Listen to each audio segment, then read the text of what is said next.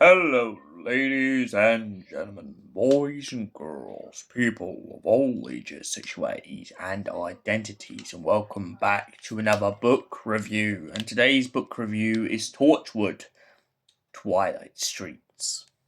Captain Jack Harkness is working for Torchwood in the midst of one of the greatest, if not one of the worst, wars in history. And halfway through his deployment, he gets deployed to Cardiff. Whilst in Cardiff, he's out on a night doing what Jack does best, getting laid, having drinks, and absolutely going off of his head. But all of a sudden, as he's on his way home, he finds himself coming across a street that he doesn't recognise, a street he didn't know existed once before. But as he tries to enter the street, he finds himself at a loss. He can't seem to walk beyond the footstep of the lamppost. Something about the mysterious street just seems to make him very ill, and Jack doesn't know why. All he knows is that something familiar feels like it's coming back. Something dark and deep. From maybe his past, or maybe his future. Inside the street, a familiar face appears. A younger Mr. Bilis Manager. Bilis is intent on getting revenge on Captain Jack Harkness after the events of Abaddon being killed. Abaddon was a beast, some kind of demonic demon summoned from another world, and Bilis has never let Jack off with it since. But why? And why was Abaddon so important? Well, that's what we're about to find out. Skip ahead a few centuries and we find that Torchwood come into contact with Bilis yet again. But when Bilis disappears into the street, it turns out that no one can quite understand why Jack can't go beyond the street. Alongside this, we also learn the fact that the guy from Boomtown seems to have remembered everything about Jack Harkness, even though Jack once had a bit of a fling with him and tried to put something in his drink to make him forget exactly who Torchwood and Jack Harkness was. Idris has never once forgiven him. As the story progresses, Bilis keeps rambling on to the team about the dark and the light. Which none of the crew understand exactly why he goes on about this, but they will very soon. Toshiko goes looking into the street that Jack named and finds out that a lot of lights have been installed. Very curiously, all of a sudden by the council without a second mention. Toshiko is then knocked out and captured by Bilis, who puts the light inside of Toshiko and pretty much assembles her as a bit of a minion. He then enters back into Torchwood once again, mocking Captain Jack outside of the Weevil cells, pointing out to him that he believes him not to be good, not to be bad, but very similar to him in some ways, a man out of his time, now walking amongst mortals and amongst people who are very much the solar opposite. As the story progresses, Bilis slowly but surely starts taking down each and every member of Torchwood until there's no one left but Jack and Idris. Bilis then explains the reason why he's been doing all of this. It turns out that when Abaddon died, the dark and the light became a chaos.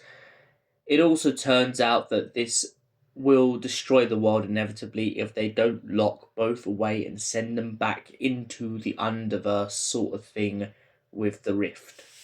Meanwhile, inside of Gwen, Owen, Toshiko, and Yanto's heads, it turns out that Bilis has given them all an opposite and potential future. In this potential future, Owen Harper and Toshiko get married. Gwen and Reese have a baby, and Yanto is the only one who kind of gets left out. Yanto finds out that Owen has pretty much hooked Jack up to a device in order to sustain the rift. Seeing as Jack is immortal, they thought that this would pretty much power it endlessly. The way that Jack is described, though, in this potential future really gives me Face of Bo vibes, to be fair.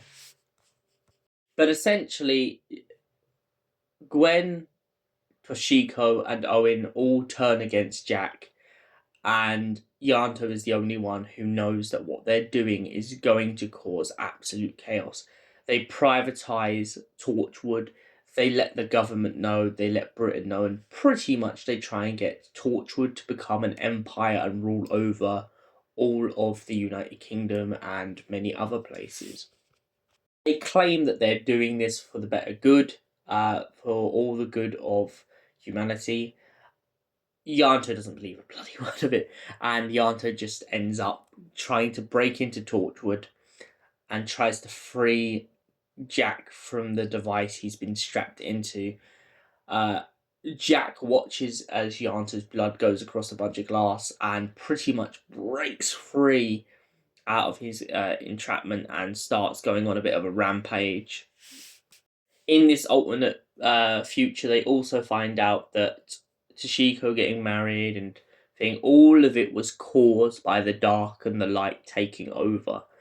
And by the time we get to the end of this story, it's a real shame to find out that Jack kind of goes up in smoke in this potential future with Toshiko, Owen, and of course Yanto had already died in the building, so it left no one left in the world but Reese and Gwen. And Reese kind of points out to Gwen that because Torchwood is gone, they have to keep it alive, knowing full well that Jack and Nat could never have survived.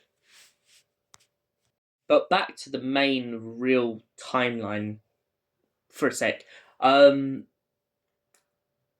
Yanto breaks out of the control that Bilis has put him under, this potential future, because he rejects it. He doesn't like it, he doesn't approve of it, and it begins to make him wake up. Same for Gwen. Gwen isn't against the idea of having a child necessarily, but she doesn't like exactly what that universe turned Tosh and Owen into.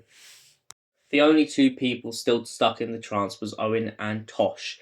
Now the problem is they need to get the dark and the light out of them for them to be able to help Bilis put the box in the rift and to use a book which was hidden away for many years by a old Torchwood colleague who essentially found Bilis and Bilis's twin, who were both at the witnessing of a double-sided battle. Bilis also points out the biggest reason why they need to get rid of the light in the dark is because even though Abaddon was bad and killed many things, the beast that is hidden away, the beast that was the other one fighting many, many years ago, is much worse than Abaddon. It could potentially destroy the world much quicker. Jack and the team agree, and they manage to lock the box in and send all the creatures away. After waking up and defeating the light and the dark, Idris goes up to Jack and pretty much says, "Wipe my mind. I don't want to remember Torchwood. I don't want to remember the aliens. I don't want to remember any of it."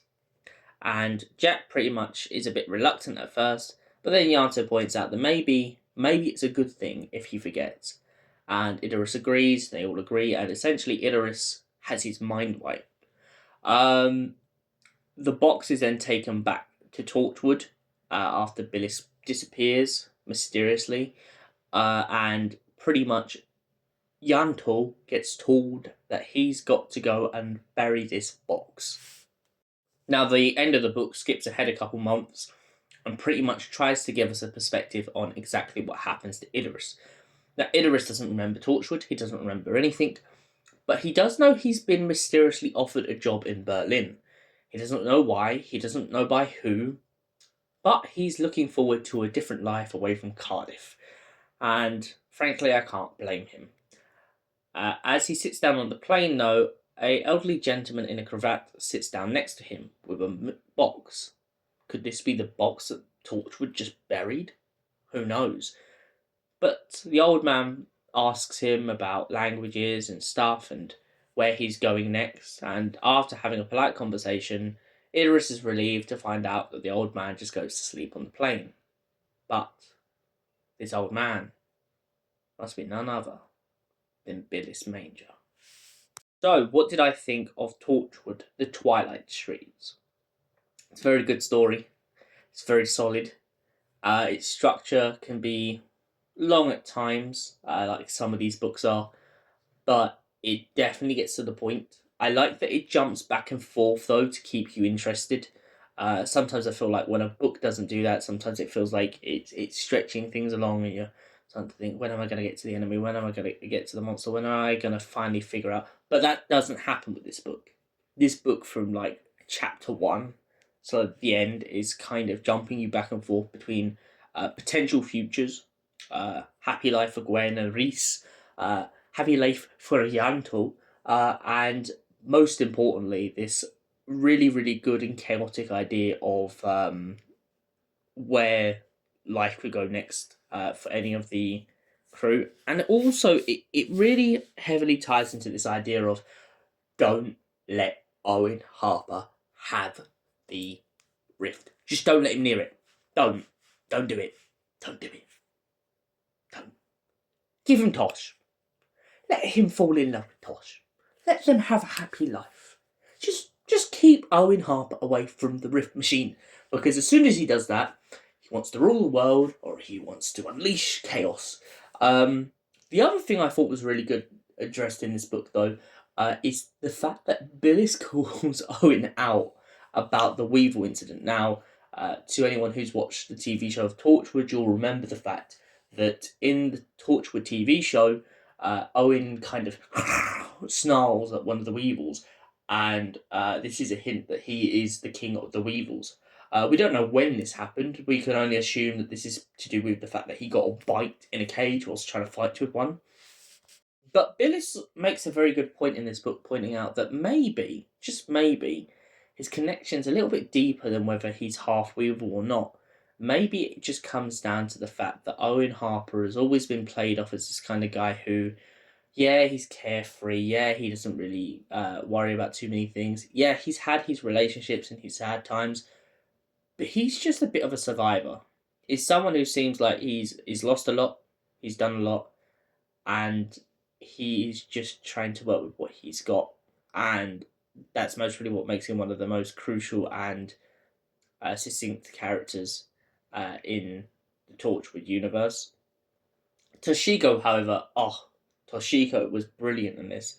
I love how, even though she gets captured by Bilis, she's still very herself. She's very assertive. She doesn't panic per se. She kind of gets annoyed and irritated by what he's done. And talking of the irritation, that is what made her switch in this future reality so out of character. This idea of her being so cold-hearted. Understandable for the reasons the book explained about her being underused, bullied, pushed around, seen as nothing more than a lackey. The fact that that could cause her to become the way that she does in this cold, calculated world makes sense. Gwen, however, is a bit of a funny case. Gwen and Yanto.